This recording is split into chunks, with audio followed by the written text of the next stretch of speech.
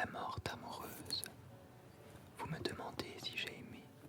Oui, c'est une histoire singulière et terrible. Et quoique j'aie 66 ans, j'ose à peine remuer la cendre de ce souvenir. Je ne veux rien vous refuser, mais je ne ferai pas à une âme moins éprouvée un pareil récit. Ce sont des événements si étranges que je ne puis croire qu'ils me soient arrivés. J'ai été pendant plus de 3 ans le jouet d'une illusion singulière et diabolique. Moi, pauvre prêtre de campagne, j'ai mené en rêve toutes les nuits une vie de damné, une vie de mondain et de sardanapale. Un seul regard, trop plein de complaisance, jeté sur une femme pensa causer la perte de mon âme. Mais enfin, je suis parvenu à chasser l'esprit malin qui s'était emparé de moi. Mon existence s'était compliquée d'une existence nocturne entièrement différente. Le jour, j'étais un prêtre du Seigneur, chaste, occupé de la prière et des choses saintes. La nuit, dès que j'avais fermé les yeux, je devenais un jeune seigneur, fin connaisseur en femmes, en chiens et en chevaux, jouant au dé, buvant et blasphémant. Et lorsqu'au lever de l'aube, je me réveillais, il me semblait au contraire que je m'endormais et que je rêvais que j'étais prêtre. Le jour de mon ordination fut fixé à la semaine de Pâques. Le grand jour venu, je marchais à l'église d'un pas si léger qu'il me semblait que je fusse soutenu en l'air ou que j'eusse des ailes aux épaules. Je me croyais un ange et je m'étonnais de la physionomie sombre et préoccupée de mes compagnons, car nous étions plusieurs. J'avais passé la nuit en prière et j'étais dans un état qui touchait presque à l'extase. L'évêque, vieillard vénérable, me paraissait Dieu le Père penché sur son éternité, et je voyais le ciel à travers les voûtes du temple. Je levai par hasard ma tête, que j'avais jusque-là tenue inclinée, et j'aperçus devant moi, si près que j'aurais pu la toucher, quoiqu'en réalité elle fût à une assez grande distance et de l'autre côté de la balustrade, une jeune femme d'une beauté rare et vêtue avec une magnificence royale. Ce fut comme si des écailles me tombaient des prunelles. La charmante créature se détachait sur ce fond d'ombre comme une révélation angélique. Elle semblait éclairer d'elle-même et donner le jour plutôt que le recevoir. Elle était assez grande, avec une taille et un port de déesse. Ses cheveux d'un blond doux se séparaient sur le haut de sa tête et coulaient sur ses tempes comme 2 fleuves d'or. On aurait dit une reine avec son diadème, son front d'une blancheur bleuâtre et transparente, ses dentelles larges et sereins, sur les arcs de 2 cils presque bruns. Cette femme était un ange ou un démon, et peut-être tous les deux. Elle ne sortait certainement pas du flanc d'Ève, la mère commune. Des dents du plus bel Orient scintillaient dans son rouge sourire, et de petites fossettes se creusaient à chaque inflexion de sa bouche, dans le satin rose de ses adorables joues.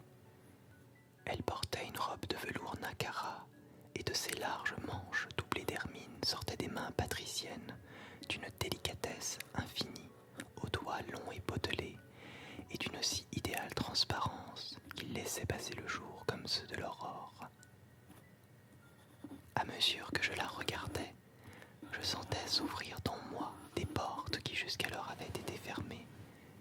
Des soupiraux obstrués se débouchaient dans tous les sens et laissaient entrevoir des perspectives inconnues. La vie m'apparaissait sous un aspect tout autre. Je venais de naître à un nouvel ordre d'idées. Une angoisse effroyable me tenaillait le cœur. Chaque minute qui s'écoulait me semblait une seconde et un siècle. La cérémonie avançait cependant, et j'étais emporté bien loin du monde, dont mes désirs naissants assiégeaient furieusement l'entrée. Je fis un effort suffisant pour arracher une montagne, pour m'écrier que je ne voulais pas être prêtre, mais je ne pus en venir à bout.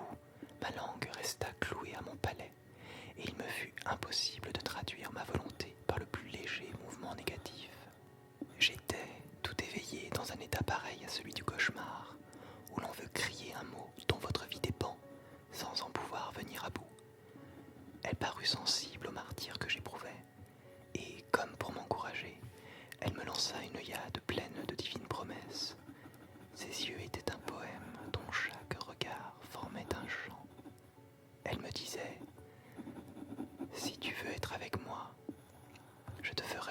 plus heureux que Dieu lui-même dans son paradis. Les anges te jalouseront.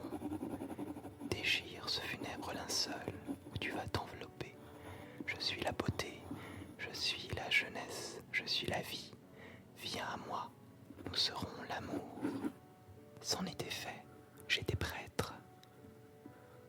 Jamais physionomie humaine ne peignit une angoisse aussi poignante. La jeune fille qui voit tomber son fiancé mort subitement à côté d'elle. La mère auprès du berceau vide de son enfant. Ève, assise sur le seuil de la porte du paradis. L'avare qui trouve une pierre à la place de son trésor. Le poète qui a laissé rouler dans le feu le manuscrit unique de son plus bel ouvrage. Non point un air plus atterré et plus inconsolable. Le sang abandonna complètement sa charmante figure, et elle devint d'une blancheur de marbre. Ses beaux bras tombèrent le long de son corps, comme si les muscles en avaient été dénoués, et elle s'appuya contre un pilier car ses jambes fléchissaient et se dérobaient sous elle. Comme j'allais franchir le seuil, une main s'empara brusquement de la mienne, une main de femme. Je n'en avais jamais touché. Elle était froide comme la peau d'un serpent, et l'empreinte m'en resta brûlante comme la marque d'un fer rouge. C'était elle. « Malheureux, malheureux, qu'as-tu fait ?» me dit-elle à voix basse. Puis elle disparut dans la foule. Au détour d'une rue, pendant que le jeune prêtre tournait la tête d'un autre côté, un page nègre, bizarrement vêtu, s'approcha de moi et me remit sans s'arrêter dans sa course un petit portefeuille à coins d'or ciselés, en me faisant signe de le cacher. Je le fis glisser dans ma manche et l'y tins jusqu'à ce que je fusse seul dans ma cellule. Je fis sauter le fermoir. Il n'y avait que 2 feuilles avec ces mots. Clarimonde, au palais Concini. J'étais alors si peu au courant des choses de la vie que je ne connaissais pas Clarimonde, malgré sa célébrité, et que j'ignorais complètement où était situé le palais Concini. Je fis 1000 conjectures plus extravagantes les unes que les autres, mais, à la vérité, pourvu que je pusse la revoir, j'étais fort peu inquiet de ce qu'elle pouvait être, grande dame ou courtisane, et je sentais la vie monter en moi comme un lac intérieur qui s'enfle et qui déborde. Mon sang battait avec force dans mes artères. Ma jeunesse, si longtemps comprimée, éclatait tout d'un coup comme l'aloe, qui met 100 ans à fleurir et qui éclot avec un coup de tonnerre. Ah, si je n'eusse pas été prêtre, j'aurais pu la voir tous les jours. J'aurais été son amant, son époux, me disais-je dans mon aveuglement. Au lieu d'être enveloppé dans mon triste suaire, j'aurais des habits de soie et de velours, des chaînes d'or, une épée et des plumes comme les beaux jeunes cavaliers. Mes cheveux, au lieu d'être déshonorés par une large tonsure, se joueraient autour de mon cou en boucles ondoyantes.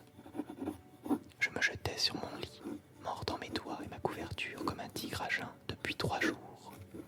J'aperçus l'abbé Sérapion qui se tenait debout au milieu de la chambre et qui me considérait attentivement. « Prenez garde, mon frère, et n'écoutez pas les suggestions du diable.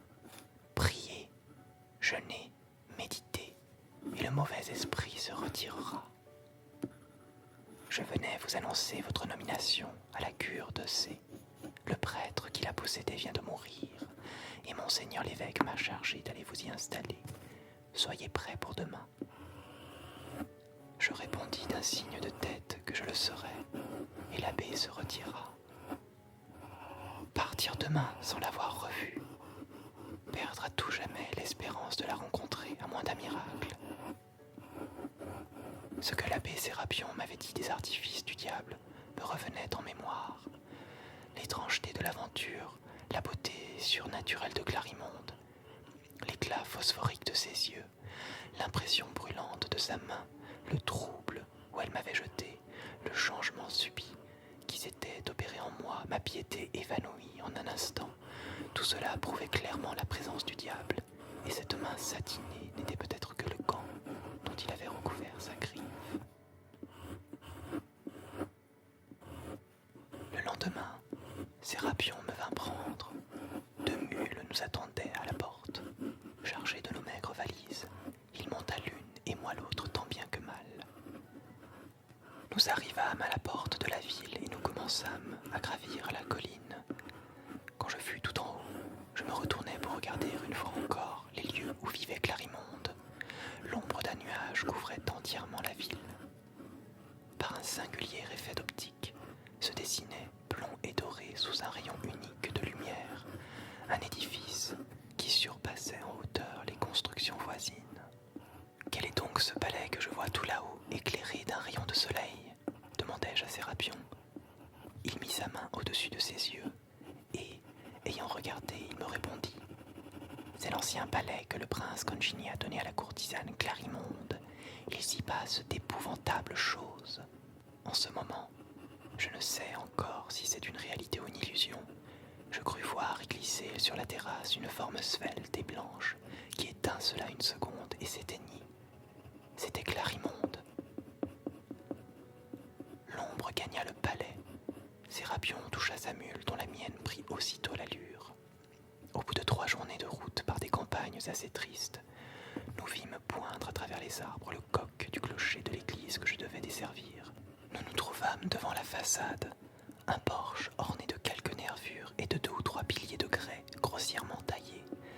À gauche, le cimetière, plein de hautes herbes, avec une grande croix de fer au milieu, à droite, et dans l'ombre de l'église, le presbytère. C'était une maison d'une simplicité extrême et d'une propreté aride. Nous entrâmes. Un habois éraillé et enroué se fit entendre, et nous vîmes accourir un vieux chien. Une femme assez âgée et qui avait été la gouvernante de l'ancien curé vint aussi à notre rencontre, et après m'avoir fait entrer dans une salle basse, me demanda si mon intention était de la garder. Je lui répondis que je la garderais, elle et le chien, et tout le mobilier que son maître lui avait laissé à sa mort. Mon installation faite, l'abbé Sérapion retourna au séminaire. Je demeurai donc seul et sans autre appui que moi-même. La pensée de Clarimonde recommença à m'obséder, et quelques efforts que je fisse pour la chasser, je n'y parvenais pas toujours. Je vivais ainsi depuis 1 an, remplissant avec exactitude tous les devoirs de mon état, priant, jeûnant, exhortant et secourant les malades. Les paroles de Clarimonde me revenaient souvent sur les lèvres, comme une espèce de refrain involontaire. Une nuit, l'on sonna violemment à ma porte. La vieille gouvernante alla ouvrir, et un homme au teint cuivré et richement vêtu, mais selon une mode étrangère avec un long poignard, se dessina sous les rayons de la lanterne de Barbara. Son premier mouvement fut la frayeur, mais l'homme la rassura et lui dit qu'il avait besoin de me voir sur le champ pour quelque chose qui concernait mon ministère. Barbara le fit monter. J'allais me perdre au lit. L'homme me dit que sa maîtresse, une très grande dame, était à l'article de la mort et désirait un prêtre. Je répondis que j'étais prêt à le suivre. Je pris avec moi ce qu'il fallait pour l'extrême-onction et je descendis en toute hâte. Nous traversâmes une forêt d'un sombre si opaque et si glacial que je me sentis courir sur la peau un frisson de superstitieuse terreur. Les aigrettes d'étincelles que les fers de nos chevaux arrachaient aux cailloux laissaient sur notre passage comme une traînée de feu. Nous entrâmes sous une voûte qui ouvrait sa gueule sombre entre 2 énormes tours. Une grande agitation régnait dans le château. Des domestiques avec des torches à la main traversaient les cours en tous sens, et des lumières montaient et descendaient de palier en palier. J'entrevis confusément d'immenses architectures, des colonnes, des arcades, des perrons et des rampes, un luxe de construction tout à fait royal et féerique. Un page nègre, le même qui m'avait donné les tablettes de Clarimonde, et que je reconnus à l'instant, me vint aider à descendre, et un majordome vêtu de velours noir avec une chaîne d'or au col et une canne d'ivoire à la main s'avança au-devant de moi. De grosses larmes débordaient de ses yeux et coulaient le long de ses joues sur sa barbe blanche. « Trop tard !» fit-il en hochant la tête.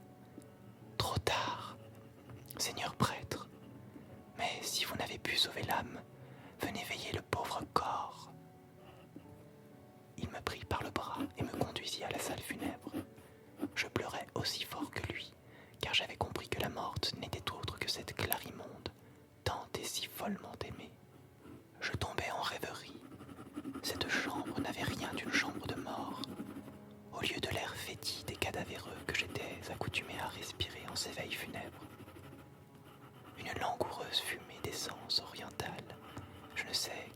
vaporeuses odeurs de femmes nageaient doucement dans l'air attiédi. Mes yeux tombèrent sur le lit de parade qu'ils avaient jusqu'alors évité. Les rideaux de damas rouge à grandes fleurs, relevés par des torsades d'or, laissaient voir la morte, couchée tout de son long et les mains jointes sur la poitrine. Elle était couverte d'un voile de lin, d'une blancheur éblouissante, que le pourpre sombre de la tenture faisait encore mieux ressortir. D'étranges pensées me traversaient l'esprit. Je me figurais qu'elle n'était point morte, réellement, et que ce n'était qu'une feinte, qu'elle avait employée pour m'attirer dans son château et me conter son amour. Un instant même, je crus avoir vu bouger son pied dans la blancheur des voiles. Cette perfection de forme, quoique purifiée et sanctifiée par l'ombre de la mort, me troublait plus voluptueusement qu'il n'aurait fallu, et ce repos ressemblait tant à un sommeil que l'on s'y serait trompé. Je me penchai vers elle, et je pris le coin du drap. Je le soulevai lentement en retenant mon souffle de peur de l'éveiller. Mes artères palpitaient avec une telle force que je les sentais siffler dans mes tempes, et mon front ruisselait de sueur, comme si j'eusse remué une dalle de marbre. C'était en effet la Clarimonde, telle que je l'avais vue à l'église lors de mon ordination. Elle était aussi charmante, et la mort chez elle semblait une coquetterie de plus. Ses longs cheveux dénoués, où se trouvaient encore mêlées quelques petites fleurs bleues, faisaient un oreiller à sa tête et protégeaient de leurs boucles la nudité de ses épaules. Je ne sais si cela était une illusion ou un reflet de la lampe, mais on eût dit que le sang recommençait à circuler sous cette mate pâleur. Cependant, elle était toujours de la plus parfaite immobilité. La nuit s'avançait, et, sentant approcher le moment de la séparation éternelle, je ne pus me refuser cette triste et suprême douceur de déposer un baiser sur les lèvres mortes de celle qui avait eu tout mon amour. Ô prodige! Un léger souffle se mêla à mon souffle, et la bouche de Clarimonde répondit à la pression de la mienne. Ses yeux s'ouvrirent et reprirent un peu d'éclat. Elle fit un soupir, et, décroisant ses bras, elle les passa derrière mon cou avec un air de ravissement ineffable. « Ah, c'est toi, Romuald !» dit-elle d'une voix languissante et douce, comme les dernières vibrations d'une harpe. « Que fais-tu donc ? Je t'ai attendu si longtemps que je suis morte. Mais maintenant nous sommes fiancés. Je pourrais te voir et aller chez toi. Adieu, Romuald. Adieu. Je t'aime.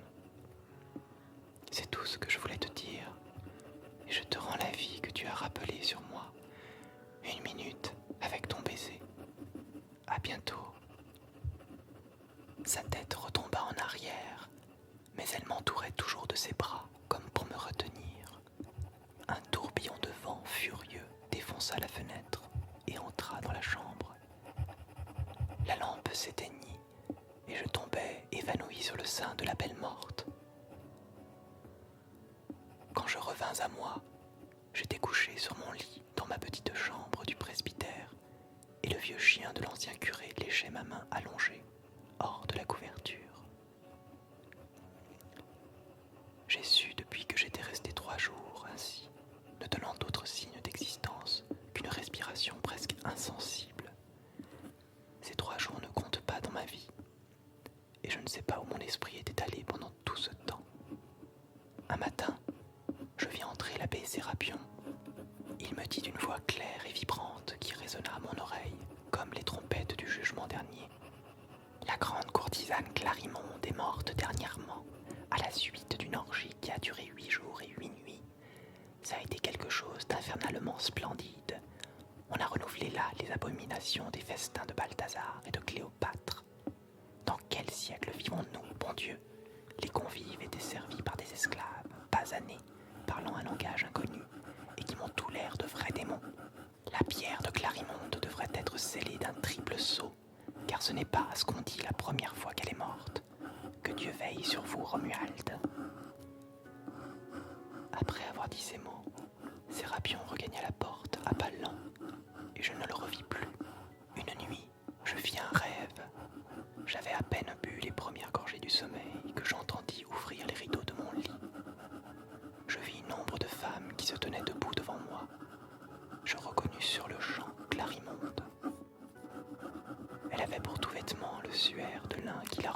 sur son lit de parade, dont elle retenait les plis sur sa poitrine, comme honteuse d'être si peu vêtue.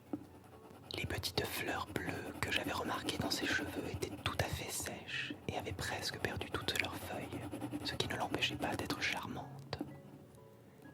Elle me dit en se penchant vers moi, avec cette voix argentine et veloutée à la fois que je n'ai connue qu'à elle. Je me suis bien fait attendre, mon cher Romuald, et tu as dû croire que je t'avais oublié. Mais je viens de bien loin, et d'un endroit d'où personne n'est encore revenu. Il n'y a ni lune, ni soleil au pays d'où j'arrive. Ce n'est que de l'espace et de l'ombre, ni chemin, ni sentier. Que d'efforts il m'a fallu faire avant de lever la dalle dont on m'avait recouverte. J'étais tombé sans résistance et au premier assaut. Je n'avais pas même essayé de repousser le tentateur. Jamais Satan n'a mieux caché ses griffes et ses cornes. Ses prunelles se ravivèrent et brillèrent comme des chrysoprases. Tu viendras avec moi, tu me suivras où je voudrais. Tu laisseras tes vilains habits noirs. Tu seras le plus fier et le plus envié des cavaliers. Tu seras mon amant, être l'amant avoué de Clarimonde, qui a refusé un pape. C'est beau cela. Ah, la bonne vie bienheureuse, la belle existence dorée que nous mènerons. Quand partons-nous, mon gentilhomme ? Demain, demain, m'écriai-je dans mon délire. Demain, soit, reprit-elle. J'aurai le temps de changer de toilette, car celle-ci est un peu succincte et ne vaut rien pour le voyage. Je te viendrai prendre à cette heure-ci. Adieu, cher cœur. Et elle effleura mon front du bout de ses lèvres. La lampe s'éteignit, les rideaux se refermèrent, et je ne vis plus rien. Un sommeil de plomb, un sommeil sans rêve s'appesantit sur moi et me tint engourdi jusqu'au lendemain matin. Je me réveillai plus tard que de coutume, et le souvenir de cette singulière vision m'agita toute la journée. Je finis par me persuader que c'était une pure vapeur de mon imagination échauffée. Ce ne fut pas sans quelque appréhension de ce qui allait arriver que je me mis au lit, après avoir prié Dieu d'éloigner de moi les mauvaises pensées et de protéger la chasteté de mon sommeil. Je m'endormis bientôt profondément, et mon rêve se continua. Les rideaux s'écartèrent et je vis Clarimonde, non pas comme la première fois, pâle dans son pâle suaire et les violettes de la mort sur les joues, mais gaie, leste et pimpante, avec un superbe habit de voyage en velours vert orné de ganses d'or. Elle tenait à la main une petite cravache terminée par un sifflet d'or. Elle m'en toucha légèrement et me dit « Eh bien, beau dormeur, est-ce ainsi que vous faites vos préparatifs ? Levez-vous bien vite et nous n'avons pas de temps à perdre. » Je sautai à pas du lit. Je m'habillai en hâte et elle me tendait elle-même les pièces du vêtement en riant aux éclats de ma gaucherie et en m'indiquant leur usage quand je me trompais. Elle me tendit un petit miroir de poche en cristal de Venise. Je n'étais plus le même et je ne me reconnus pas. J'étais beau et ma vanité fut sensiblement chatouillée de cette métamorphose. Elle me prit la main et m'entraîna. Toutes les portes s'ouvraient devant elle aussitôt qu'elle les touchait, et nous passâmes devant le chien sans l'éveiller. À la porte, nous trouvâmes Margueriton. C'était l'écuyer qui m'avait déjà conduit. Il tenait en bride 3 chevaux noirs comme les premiers, un pour moi, un pour lui, un pour Clarimonde. Nous arrivâmes bientôt dans une plaine où, auprès d'un bouquet d'arbres, nous attendait une voiture attelée de 4 vigoureuses bêtes. À dater de cette nuit, ma nature s'est en quelque sorte dédoublée, et il y eut en moi 2 hommes dont l'un ne connaissait pas l'autre. Tantôt, je me croyais un prêtre qui rêvait chaque soir qu'il était gentilhomme, tantôt un gentilhomme qui rêvait qu'il était prêtre. Toujours est-il que j'étais, ou du moins que je croyais être à Venise. Nous habitions un grand palais de marbre sur le Canaleio, plein de fresques et de statues. Clarimonde entendait la vie d'une grande manière, et elle avait un peu de Cléopâtre dans sa nature. Avoir Clarimonde, c'était avoir sa maîtresse, c'était avoir toutes les femmes, tant elle était mobile, changeante et dissemblable d'elle-même, un vrai caméléon. Elle vous faisait commettre avec elle l'infidélité que vous eussiez commise avec d'autres, en prenant complètement le caractère, l'allure et le genre de beauté de la femme qui paraissait vous plaire. J'aurais été parfaitement heureux, sans un maudit cauchemar qui revenait toutes les nuits, et où je me croyais un curé de village se macérant et faisant pénitence de mes excès du jour. Depuis quelque temps, la santé de Clarimonde n'était pas aussi bonne. Son teint s'amortissait de jour en jour. Les médecins qu'on fit venir n'entendaient rien à sa maladie, et ils ne savaient qu'y faire. Ils prescrivirent quelques remèdes insignifiants et ne revinrent plus. Cependant, elle pâlissait à vue d'œil et devenait de plus en plus froide. Elle était presque aussi blanche et aussi morte que la fameuse nuit dans le château inconnu. Je me désolais de la voir ainsi lentement dépérir. Elle, touchée de ma douleur, me souriait doucement et tristement avec le sourire fatal des gens qui savent qu'ils vont mourir. Un matin, j'étais assis auprès de son lit et je déjeunais sur une petite table pour ne pas la quitter d'une minute. En coupant un fruit, je me fis par hasard au doigt une entaille assez profonde. Le sang partit aussitôt en filets pourpres et quelques gouttes rejaillirent sur Clarimonde. Ses yeux s'éclairèrent, sa physionomie prit une expression de joie féroce et sauvage que je ne lui avais jamais vue. Elle sauta à bas du lit avec une agilité animale, une agilité de singe ou de chat, et se précipita sur ma blessure qu'elle se mit à sucer avec un air d'indicible volupté. Elle avalait le sang par petites gorgées, lentement et précieusement, comme un gourmet qui savoure un vin de Xérès. Un soir, je vis dans ma glace, dont elle n'avait pas calculé la perfide position, Clarimonde qui versait une poudre dans la coupe de vin épicé qu'elle avait coutume de préparer après le repas. Je pris la coupe, je feignis d'y porter mes lèvres, et je la posai sur quelques meubles comme pour l'achever plus tard à mon loisir. Et profitant d'un instant où la belle avait le dos tourné, j'en jetai le contenu sous la table. Après quoi, je me retirai dans ma chambre et je me couchai, bien déterminé à ne pas dormir et à voir ce que tout cela deviendrait. Je n'attendis pas longtemps. Clarimonde entra en robe de nuit et, s'étant débarrassée de ses voiles, s'allongea dans le lit auprès de moi. Quand elle se fut bien assurée que je dormais, elle découvrit mon bras et tira une épingle d'or de sa tête. Puis, elle se mit à murmurer à voix basse.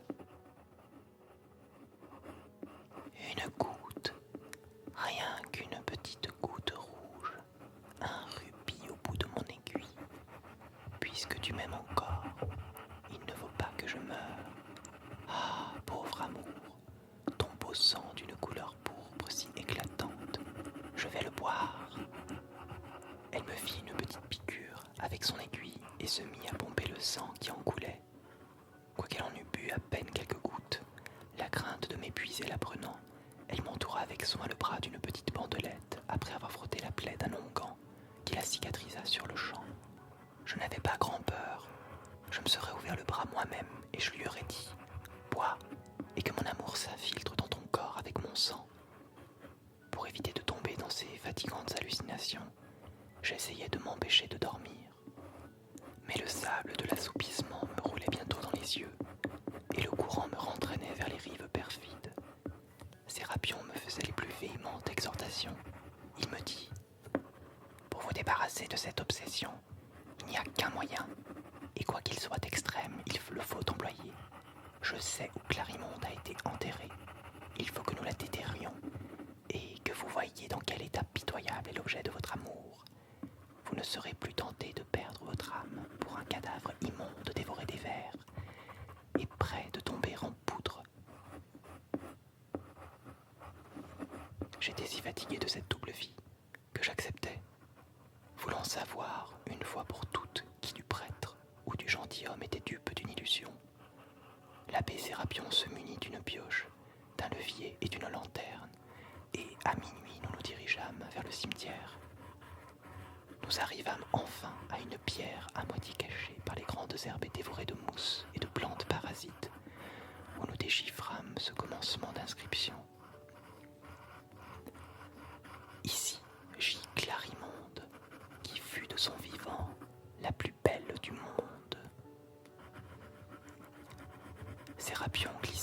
pince dans l'interstice de la pierre et commença à la soulever.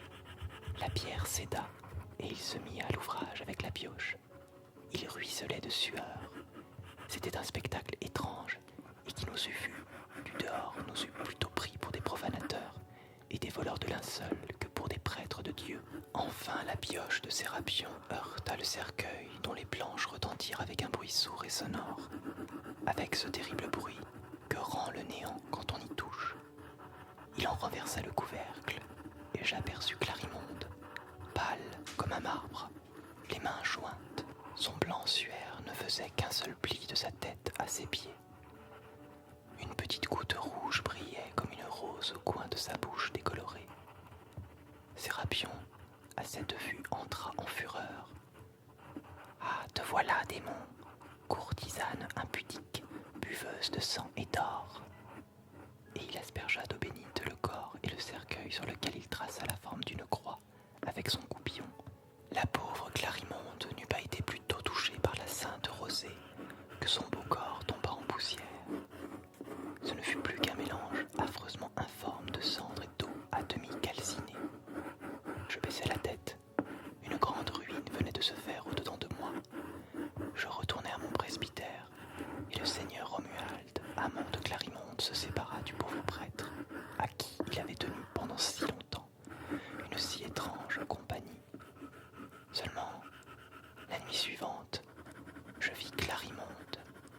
Elle me dit, comme la première fois, sous le portail de l'église: « Malheureux, malheureux, qu'as-tu fait? Pourquoi as-tu écouté ce prêtre imbécile? N'étais-tu pas heureux? Et que t'avais-je fait pour violer ma pauvre tombe et mettre à nu les misères de mon néant? Toute communication entre nos âmes et nos corps est rompue désormais. Adieu, tu me regretteras. » Elle se dissipa dans l'air comme une fumée, et je ne la revis plus. Hélas, elle a dit vrai. Je l'ai regrettée plus d'une fois, et je la regrette encore.